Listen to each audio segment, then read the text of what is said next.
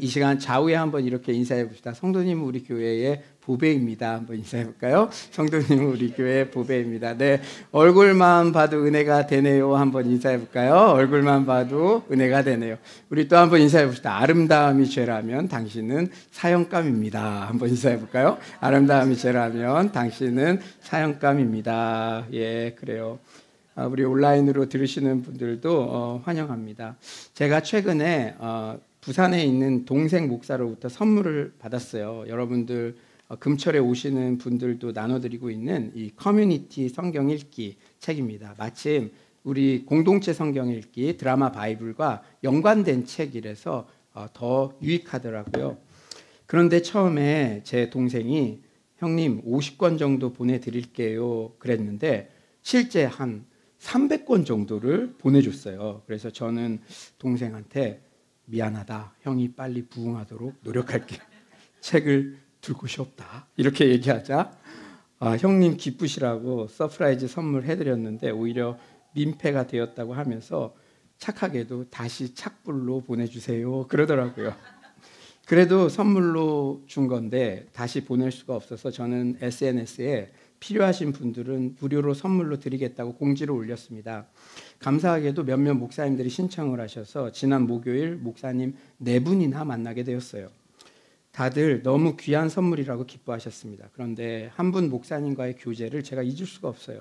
신기하게도 강동구 성내동에서 목회를 하시는 분이셨어요. 처음에 10건만 신청하셨는데 마음껏 가져가셔도 좋다고 하니까 50건을 챙기셨습니다. 목사님께서 너무 고맙다고 10분여 거리에 자신 교회로 초대하셔서 저녁을 사주셨어요. 그런데 목사님 목회 여정에 대한 간증을 들으니 너무 큰 감동이었습니다. 현재 57세이신데요. 내년에야 비로소 담임 목사가 되신대요. 친인척도 아닌 어른 목사님을 부교육자 시절부터 30년간 모셨대요. 그런데 그분이 내년에 은퇴하시니까 본인이 57세부터 담임을 하신답니다. 40대 때 더 좋은 조건의 교회로 가실 수 있는 많은 기회가 있으셨는데도 교회와 어른 목사님을 사랑하는 마음으로 30년간 자기 자리를 지키셨다고 합니다. 와, 그 목사님이 얼마나 겸손하시던지 10살 이상이나 한참 어린 동생 목사인 저에게도 오늘 선물 주셔서 너무 고맙다고 몇 번이나 반복해서 감사를 표하셨습니다. 그래서 제가 더 큰 선물을 받았다고 30년간 충성하신 목사님 존재 자체가 저에게는 선물이요 위로입니다. 그렇게 말씀드렸습니다. 그랬더니 목사님께서 마지막에 기도를 해주시는데 눈물을 흘리시면서 말을 잇지 못하시더라고요. 누군가에게는 바보 같다고 손가락질 당했던 저의 30년이 이 앞에 있는 목사님에게는 선물과 위로가 되게 하심에 감사드립니다. 목사님은 감정을 추스리시며 어렵게 기도를 마무리하셨습니다. 제가 그 목요일 날 4분이나 오셨으니까 어떻게 다른 분들 그냥 왔다가 가라고 합니까? 그래서 10시 반에 한 분 오셔서 또 오셨으니까 1시간 반 이상 또 이렇게 상담도 해드리고 3년 전에 저희 교회에 부목사로 지원을 하셨던 분이셨어요. 근데 사정이 안 좋아서 그런 분이 또 이렇게 오셨어요. 개척 준비하고 계시다 그래서 또 위로도 드리고 또 사랑도 전해드리고 그러면서 그러니까 또 12시에 또 한 분이 오시니까 그분이랑 점심 식사도 하고 또 말씀도 이렇게 위로도 전해드리고 또 우체국 가서 택배도 드리고 그 다음에 또 3시에 또 2분이 오셨어요. 그래서 그분 같이 또 섬겨드리고 얘기하다가 또 저녁 사주신다 그래서 저녁까지 먹고 그래서 들어오니까 7시인데 또 8시에 양육이 있잖아요. 그래서 하루 종일 그런 시간들을 보냈는데도 저에게는 특히 이 강동구에 목회하시는 그 목사님의 그 만남이 큰 감동이 되었습니다. 인근에 훌륭하신 형님 목사님의 기도에 너무 큰 감동을 받았고 하나님께서 이렇게 선물로 주시는 것 같아요. 가까운데 조목사야 외롭지 말아라 하면서 이런 좋은 분들을 붙여주시는 것 같아요. 저에게는 정말로 선물 같은 시간이었습니다. 제가 예화를 전하며 의식적으로 강조한 단어가 있죠. 여러분 눈치채셨을 텐데요. 맞습니다. 선물입니다. 선물. 우리 중 선물 싫어하는 사람 아무도 없죠. 특히 마음에 닿는 선물을 받을 때 그 감동과 기쁨은 이루 말할 수 없습니다.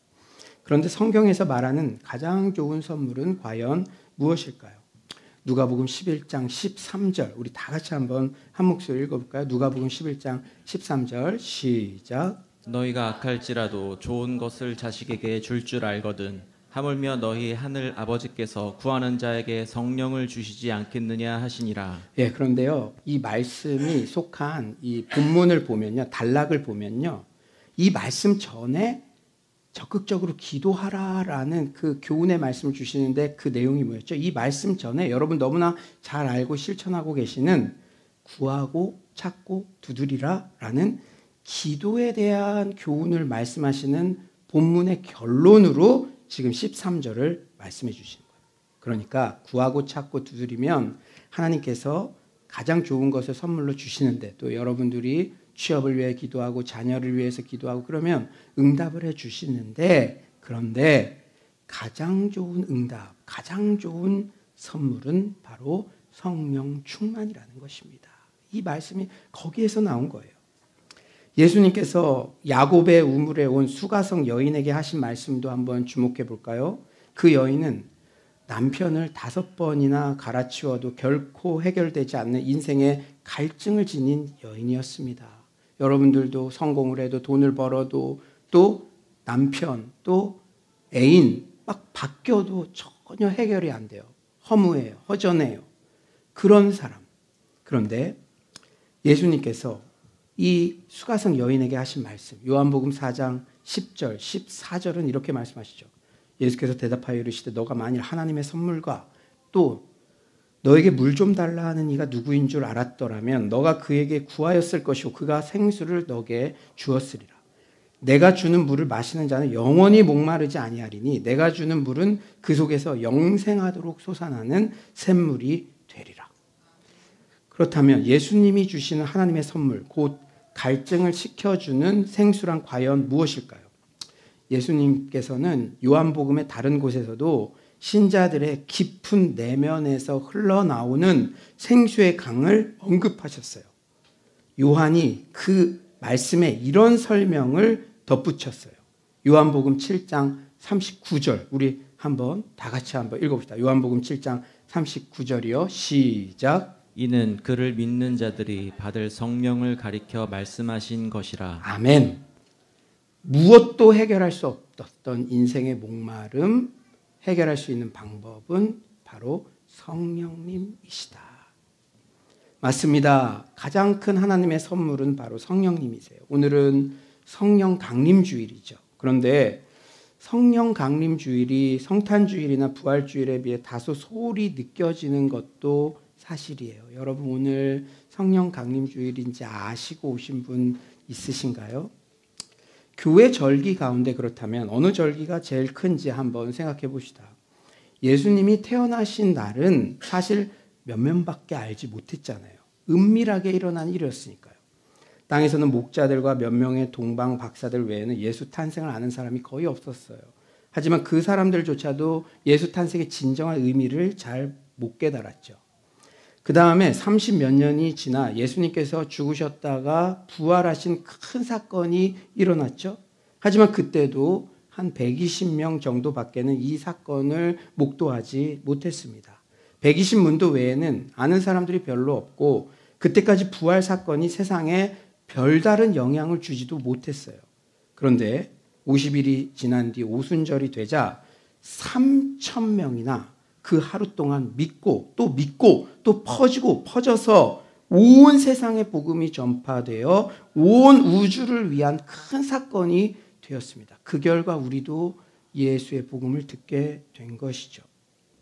물론 말씀이 육신이 되셔서 예수님이 탄생하지 않았다면 이 일은 생기지 않았겠죠. 또 예수님이 죽으셨다가 부활하지 않으셨다면 보혜사 성령의 부으심이 없었을 거죠. 그래서 예수님의 탄생과 그분의 죽으심 및 부활하심이 다 관계가 있고 중요한 사건입니다. 그런데 그 가운데에서도 오순절, 즉 성령 강림일은 그 중요성에 비해서 상대적으로 매우 소홀히 다루어지고 있어요. 우리가 예수의 죽으심과 부활이라는 이 복음이 열방에 그리고 우리까지 전해진 것은 오순절에 성령님이 강림하셨기 때문에 우리가 그 소식을 들을 수 있는 거죠. 폭발적인 부흥이, 전도가 그때 일어났잖아요. 여러분, 성령 강림 주일이 얼마나 중요한지 아시겠죠? 오늘 성령 강림 주일인지 혹시 아셨습니까? 우리가 크리스마스를 기다리듯이 성탄 주일을 기다리듯이 아셨습니까? 여러분은 평소에 가장 큰 선물인 성령님을 얼마나 원하고 바라고 구하고 계십니까? 그렇다면 성령님께서 왜 우리에게 가장 큰 선물이 될까요? 첫째로 성령님이 아니고는 우리 영혼이 구원받을 수 없기 때문입니다. 뭐를 받을 수 없다고요? 구원. 우리가 예수님을 믿고 주여라고 부를 수 있는 게 매우 자연스럽고 쉬운 것 같지만 성령님의 역사가 아니면 아무도 예수님을 주님이라고 부를 수도 없고 믿을 수도 없어요. 고린도전서 12장 3절은 말씀하시죠. 그러므로 내가 너에게 알리노니 하나님의 영으로 말하는 자는 누구든지 예수를 저주할 자라 하지 아니하고 또 성령으로 아니하고는 누구든지 예수를 주시라 할 수 없느니라. 여러분들이 기도할 때나 또 하나님을 생각할 때 주님 이렇게 부르는 것 자체가 성령님이 여러분 안에 내주하고 계시는 강력한 증거인 줄 믿습니다. 예수님께서는 백성의 스승이라고 불리우던 니고데모에게도 성령님의 역사로만 거듭날 수 있다고 말씀하셨어요. 우리 요한복음 3장 5절, 우리 복음과 새 생명 지난주에 배웠던 바로 그 장면인데요. 요한복음 3장 5절, 우리 다 같이 한번 한 목소리 읽어봅시다. 3장 5절입니다. 시작. 예수께서 대답하시되 진실로 진실로 내게 이르노니 사람이 물과 성령으로 나지 아니하면 하나님의 나라에 들어갈 수 없느니라. 어머니 뱃속에서 육신이 한번 태어나고 죽었던 영혼이 예수님을 믿고 다시 태어나야 천국에 들어갈 수 있는데 이것은 성령님의 역사로만 이루어진다는 말씀이에요.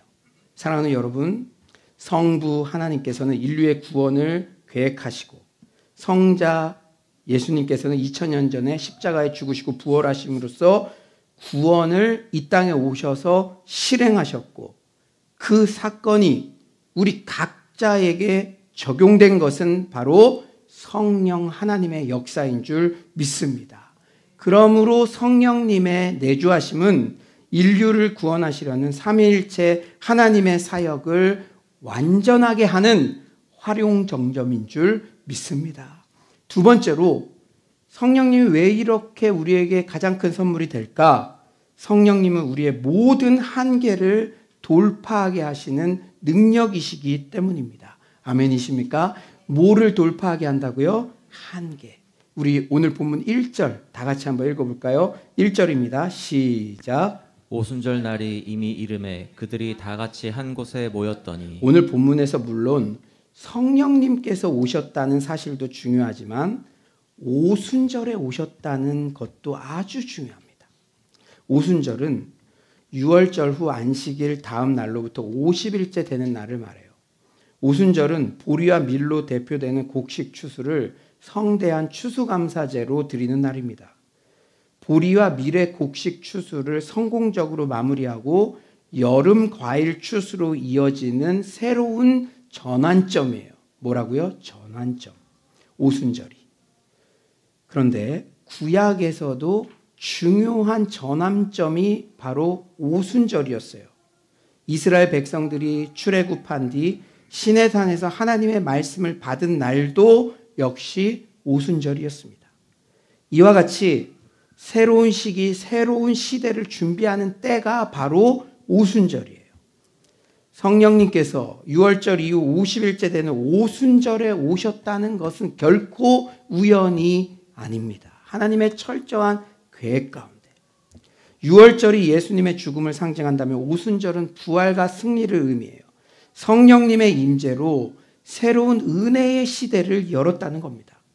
새로운 시기, 새로운 시대에는 과거의 한계로 여겨지던 일도 돌파하게 됩니다. 보라, 내가 새 일을 행할 것이다.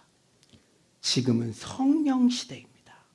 스가랴 4장 6절 하반절은 말씀하시죠. 스가랴 4장 6절 우리 다 같이 한번 읽어봅시다. 시작. 만군의 여호와께서 말씀하시되 이는 힘으로 되지 아니하며 능력으로 되지 아니하고 오직 나의 영으로 되느니라. 아멘. 성령 시대에는 되는 게 있다는 거예요. 그 전에 여러분이 한계처럼 여겨지던 것들 그거 자꾸 생각하고 주저앉지 말고 힘으로 안 됐어? 능으로 안 됐어? 성령 시대에 성령으로는 되느니라. 그 말씀을 오늘 우리에게 들려주시는 줄 믿습니다. 저는 성령님의 도우심으로 개인적인 한계를 돌파했던 몇 번의 결정적인 경험을 평생 잊지 못해요. 중2 때 수련회를 통해 예수님을 개인적으로 만난 후 기도가 너무 하고 싶었습니다. 그래서 그때부터 학교를 마치면 개척교회 지하 기도실에서 거의 매일마다 기도했어요. 중2 때부터. 그런데 아무리 기도를 열심히 해도 15분을 넘기지 못하겠더라고요. 그러다가 대학교 1학년 때 고린도전서 12장을 읽는 중에 성령님의 은사에 주목하게 되었습니다. 당시 우리 교회는 매우 보수적인 교회라서 누구도 선생님들이 성령 사역에 대해서 아무 가르침도 받지 못했어요. 그래서 거의 독학으로 여러분들 중에도 저 기도 좀 하고 싶어요.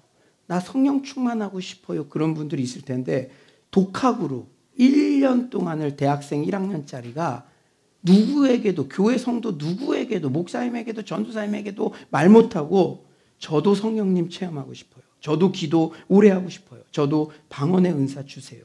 그렇게 단순하게 기도했습니다.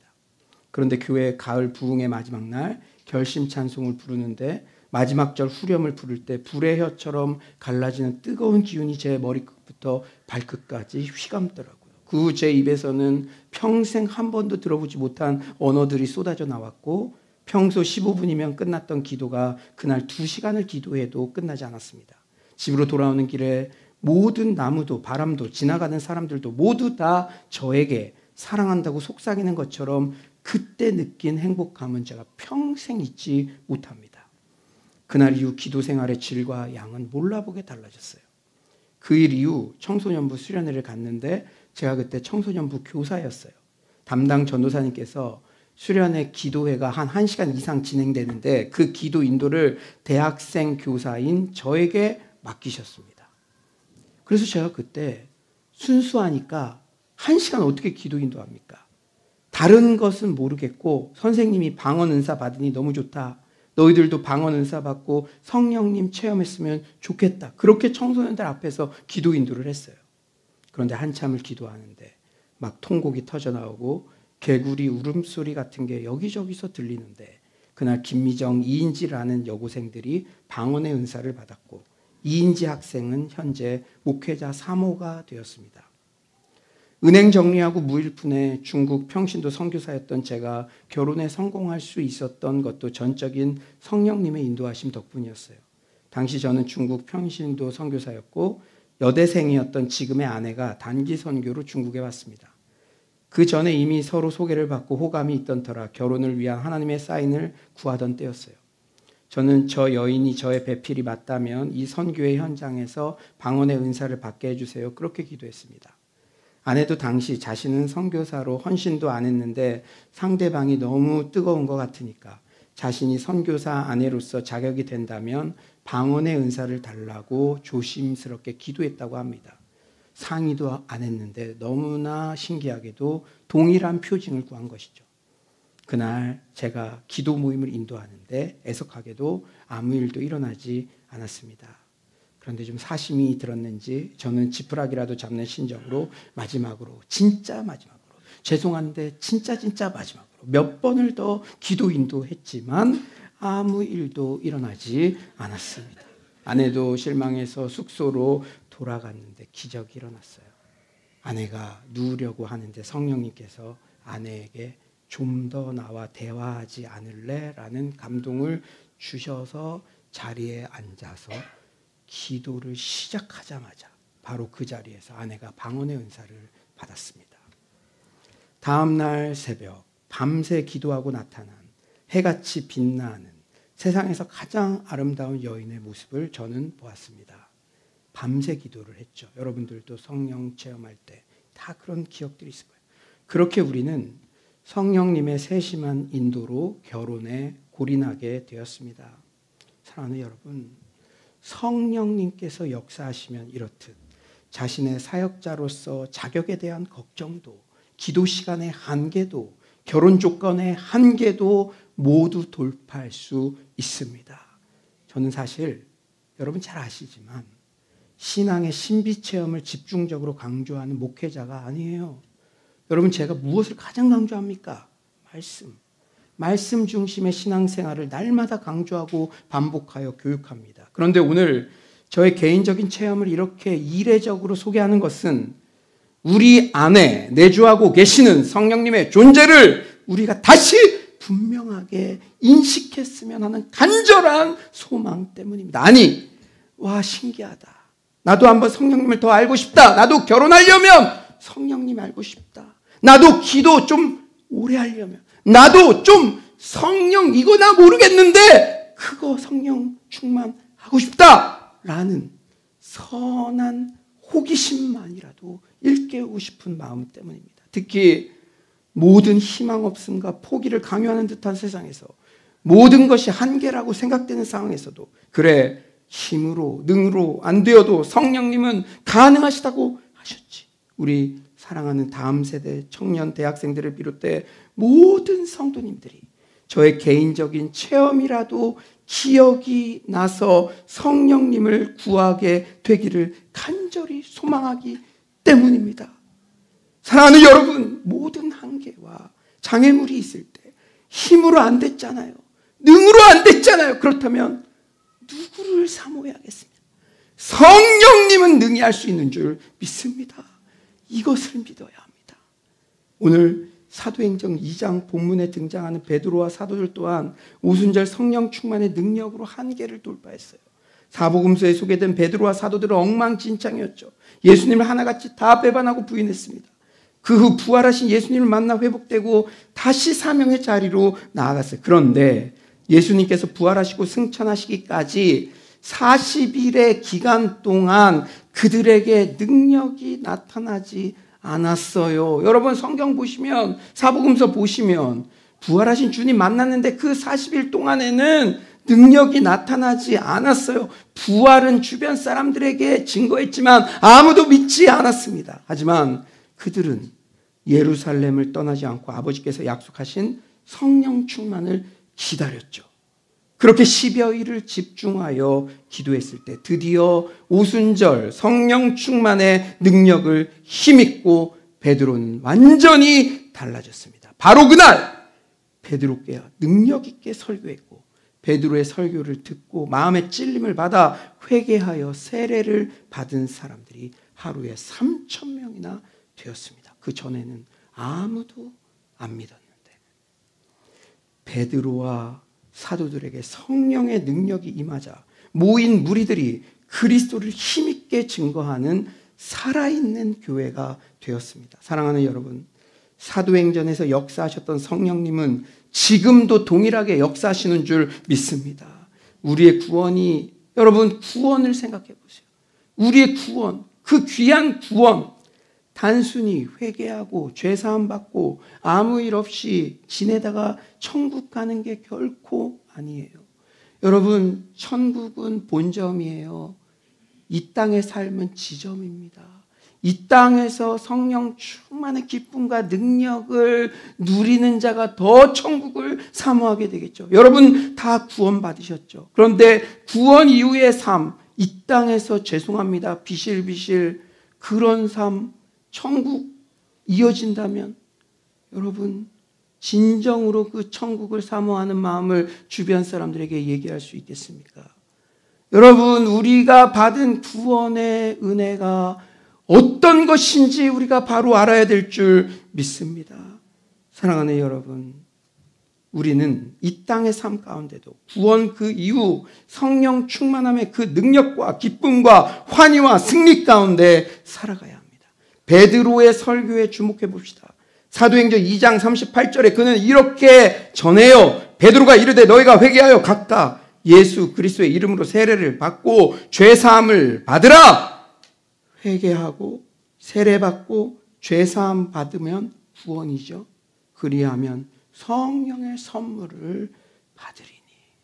사랑하는 여러분, 구원받은 우리의 삶 가운데는 성령님의 선물이 반드시 있습니다. 성령님의 선물이 반드시 있어요. 병 고치는 능력, 분명히 성령의 역사입니다. 기적을 행하는 것 역시 성령의 역사입니다. 사람의 마음을 고치는 것 또한 성령의 역사입니다. 지혜 주시는 것, 그것도 성령의 역사입니다. 하나님의 계획이 무엇인지 보여주시는 것과 우리를 한 걸음 한 걸음 인도하시는 것 모두 성령의 역사입니다. 우리 크리스천의 구원이란 힘이 없고 문제를 해결할 수도 없는데 겨우겨우 견디기만 하면 죽은 다음에 천국 가겠다고 하는 것이 결코 아닙니다. 지금도 성령님의 능력으로 각종 질병이 나올 수 있습니다. 지금도 성령님의 능력으로 문제 해결 받을 수 있습니다. 지금도 힘으로 능으로 안 되는 것도 성령님의 능력으로 한계를 돌파할 수 있습니다. 이 사실을 믿으시면 아멘 하시기 바랍니다. 제가 어린이 주일에 모세로 변장을 했죠. 그때 모세 화면이 나왔죠. 그거 챗 GPT한테 물어본 거예요. 챗 GPT한테 영화 같은 느낌으로 출애굽기 아말렉 전투에 나오는 모세를 묘사해 주세요. 1초 딱 나오더라고요. 그런데 그것을 지금 챗 GPT 있다는 것도 모르고 제가 도화지에다 연필로 그림부터 그리기 시작했다면 얼마나 어리석은 것입니까? 성령님이 여러분 안에 계신 줄 믿습니다. 성령님을 인정하고 의식하고 그분과 동행할 때 한계를 극복하게 될 줄 믿습니다. 성령님이 왜 우리에게 가장 좋은 선물이 되느냐? 셋째, 성령님은 교회 공동체를 하나 되게 하시기 때문입니다. 어떻게 하신다고요? 하나 되게. 여러분, 부모님이 사랑하는 자녀들이 어떨 때 가장 행복할까요? 사이 좋을 때. 우리 하나님도 마찬가지입니다. 우리 서울로교회 어떤 사랑방을 제가 제일 기뻐할까요? 다 사랑하죠. 하나 된 사랑방, 하나 된 사랑. 우리 교회 어떨 때 하나님이 가장 기뻐하실까요? 하나 될 때, 하나 될 때, 하나 될 때. 그런데 누가 하나 되게 하신다고요? 성령님. 여러분, 인간의 힘으로 한계가 있어요. 성령님이 하나 되게 하신 것을 힘써 지키십시오. 성령님이면 가능한 줄 믿습니다. 저도요, 우리 교회 생각할 때 아침에도 저녁에도 간절히 바라는 것은 하나 되는 거예요. 그렇기 때문에 성령님이 가장 큰 선물인 거죠. 교회 공동체에서도 가장 바라는 것을 해주시는 분이 누구시라고요? 성령. 오늘 본문 3절을 한번 다 같이 한번 읽어봅시다. 3절입니다. 3절 시작.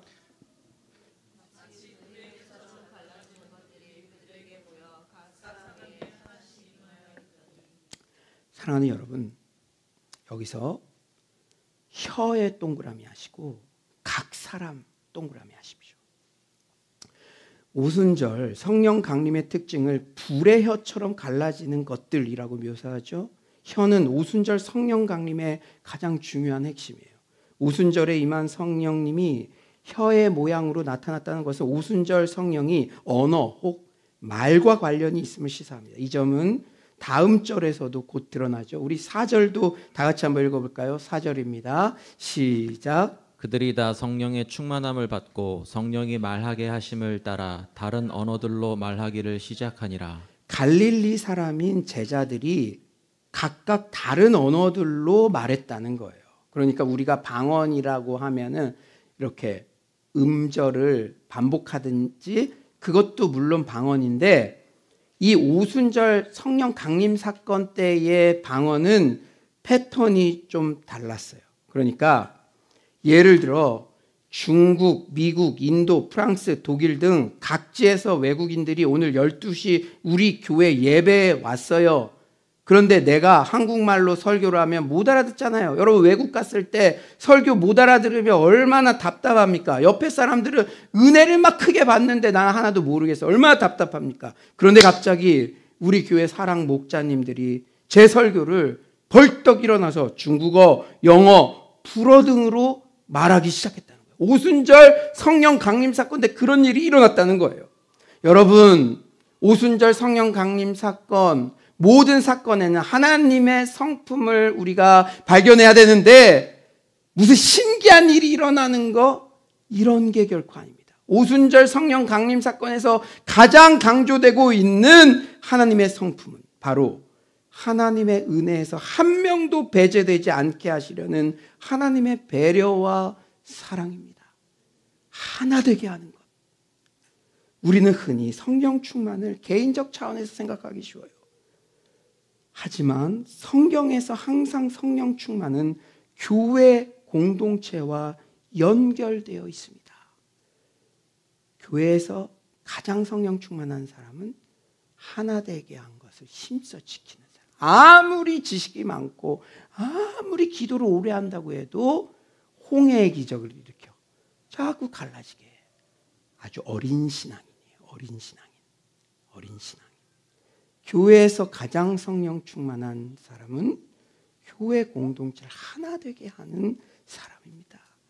우리 고린도전서 12장 13절 우리 한번 읽어볼까요? 고린도전서 12장 13절 시작. 우리가 유대인이나 헬라인이나 종이나 자유인이나 다 한 성령으로 세례를 받아 한 몸이 되었고 또 다 한 성령을 마시게 하셨느니라. 성경은 누구든지 처음 구원받는 순간 성령 세례를 받고 처음부터 교회 공동체 안에 속해 제각기 지체로서 활동하며 살아간다고 가르칩니다. 여러분, 그러니 가난한 신자들, 나 예수는 좋아도 교회 공동체는 안 가요. 잘못된 신앙이에요. 성경은 누구든지 처음 구원받는 순간 성령 세례를 받고 처음부터 한 성령으로 세례를 받아 한 몸이 되었고, 그리스도의 한 몸이 뭡니까? 교회죠. 교회 공동체 안에 속해 제각기 지체로서 활동하며 살아가는 것이 가장 건강한 신앙생활이라는 걸 말씀하고 계세요. 하나님께서 방언, 통역, 치유 등의 성령의 은사를 개인에게 허락하시는 것도 교회 공동체의 덕을 세우기 위함입니다. 여러분, 잘 들으십시오. 오순절 성령 강림 사건은 창세기 11장 바벨탑 사건의 역전입니다. 여러분, 바벨탑 사건 다 아시죠? 인간들이 탑을 쌓잖아요. 그러니까 하나님 높은 줄 모르고 자신의 이름을 내기 위해서 올라가니까 언어를 흩으셨잖아요. 그리고서 전 세계로 흩어졌잖아요. 그래서 제가 농담삼아 이런 얘기합니다. 중고등학생들이 영어 너무 힘들어요 막 그럴 때마다 저 바벨탑 쌓은 선조들한테 불평해라. 나한테 그러지 말고. 언어가 다 갈라졌잖아요. 그런데 창세기 11장에서 하나님은 언어를 혼란하게 하고 사람들을 흩어버림으로써 인간의 교만을 벌하셨는데 두둥 전환점. 그런데 사도행전 2장에서 하나님은 그 처벌을 무효화하셨고 일치를 회복시키셨습니다. 각 민족에 속한 사람들이 한 곳에 모였고 모두 믿음의 언어를 말하고 이해했어요. 스스로 이름을 내기 위해 애쓰는 대신 그들은 하나님께서 행하신 큰 일을 선포했습니다. 화해 신학의 거장 미로슬라브 볼프는 바벨의 상승 운동이 오순절의 하강 운동으로 대체되었다라고 말합니다. 이게 무슨 말일까요? 바벨탑은 여러분 독재 정치를 생각하면 쉬워요.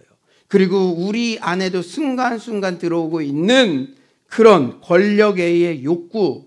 독재자는 권력의 최정점에 항상 오르려고 해요.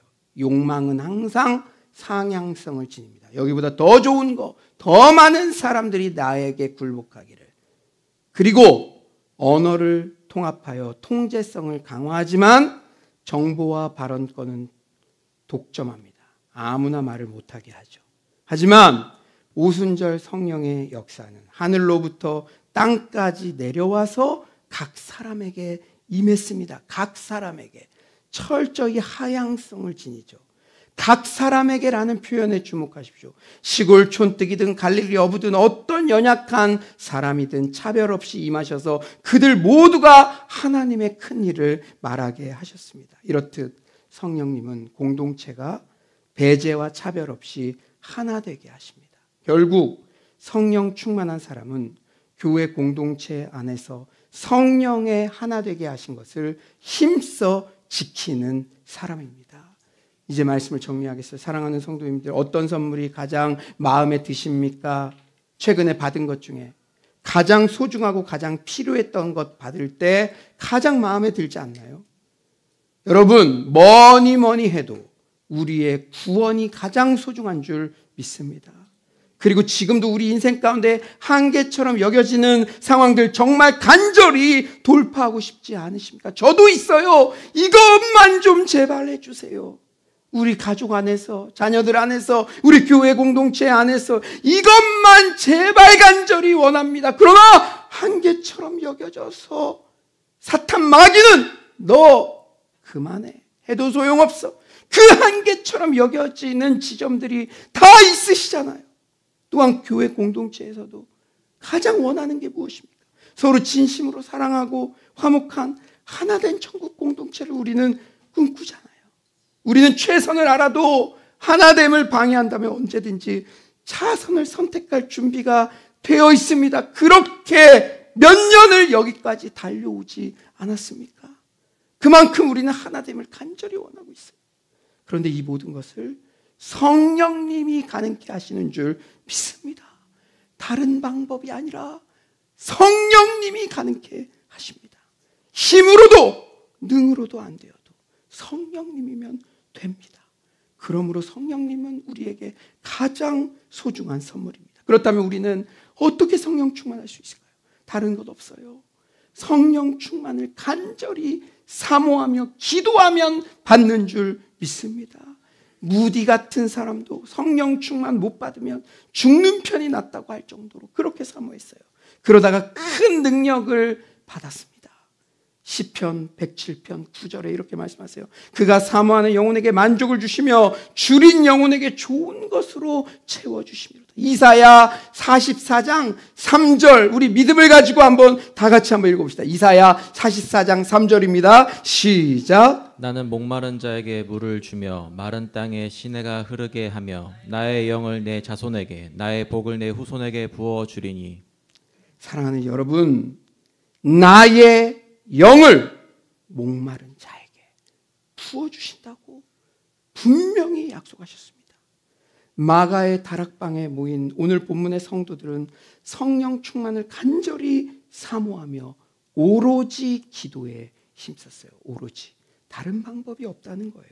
사도행전 1장 14절은 이렇게 증언하죠. 여자들과 예수의 어머니 마리아와 예수의 아우들과 더불어 마음을 같이하여 오로지 기도에 힘쓰라. 그들은 열흘 동안이나 약속을 붙잡고 기도하다가 성령 충만을 받았습니다.